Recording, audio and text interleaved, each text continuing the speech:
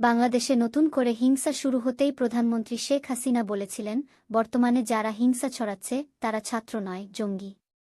এই আবহে রিপোর্টে দাবি করা হল, হাসিনার সরকার নাকি দিল্লিকে জানিয়েছে এই আন্দোলনের নেপথ্যে এখন লকাঠি নাড়ছে জামাতের নিষিদ্ধ ছাত্র সংগঠন এবং ঢাকায় অবস্থিত পাকিস্তানের হাইকমিশন থেকে মদত পাচ্ছে তারা।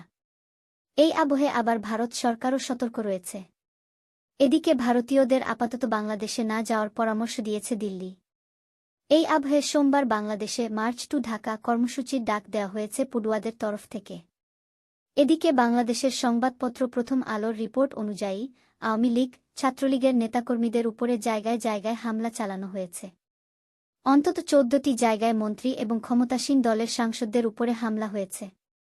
দেশি জুড়ে আওয়ামী লীগের অন্তত 20টি কার্যালয় ভাঙচুর করা হয়েছে এবং অগ্নিসংযোগ করা হয়েছে। সব মিলিয়ে বাংলাদেশের 39টি জেলায় শাসকল দল আওয়ামী লীগ আক্রান্ত হয়েছে বিক্ষোভকারীদের হামলায়।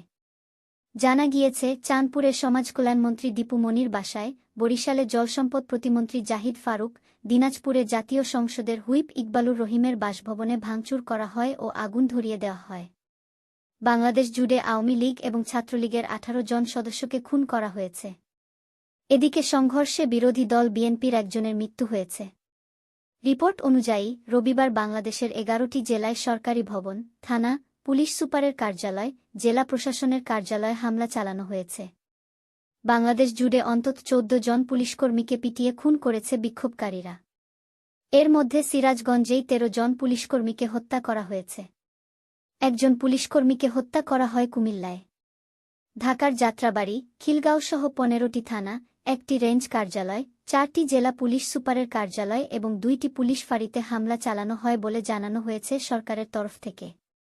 গতকালকের ঘটনায় পুলিশের 300-র অধিক কর্মী জখম হয়েছেন। এছাড়া গতকালকের সংঘর্ষে মৃতদের মধ্যে 9 জন পড়ুয়া, একজন সাংবাদিকও আছেন বলে জানা গিয়েছে। রিপোর্ট অনুযায়ী ঢাকায় গতকাল সংঘর্ষে মৃত্যু হয়েছে 11 জনের। সব মিলিয়ে বাংলাদেশে রক্তাক্ত রবিবারে কমপক্ষে 98 জনের মৃত্যু হয়েছে বলে দাবি করা হয়েছে প্রথম আলোর রিপোর্টে। এর আগে প্রথম দফায় যে 4-5 দিন বাংলাদেশে হিংসা ছড়িয়েছিল, তখন 218 জনের মৃত্যু হয়েছিল।